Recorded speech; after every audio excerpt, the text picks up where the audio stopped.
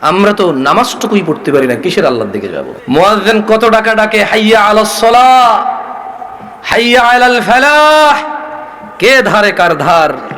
যে ঘুমায় সে ঘুমায়, যে কাজে সে কাজে, যে খেলায় সে খেলায়, যে গান বাজনায় সে গান বাজনায়, যে অলসতায় সে অলসতায়, যে বিদ্রোহে সে বিদ্রোহে। সবাই নিজ নিজ অবস্থানে, কেউ মুয়াজ্জিনের ডাকের 5 পয়সার দাম দেয় না। আমার সময় থাকতে ফিরে আসতে হবে। ওয়াকালা ইন্নী যাহিবুন ইলা রাব্বি সায়াহদিন। আর তিনি বলেন, আমি আমার রবের দিকে চললাম, সায়াহদিন, তিনি আমাকে হিদায়াত দেবে। কারা কারা আছো রবের দিকে যাবে? হিদায়াত দিবে কে? যেতে হবে কার দিকে? ভয় পেতে হবে কাকে?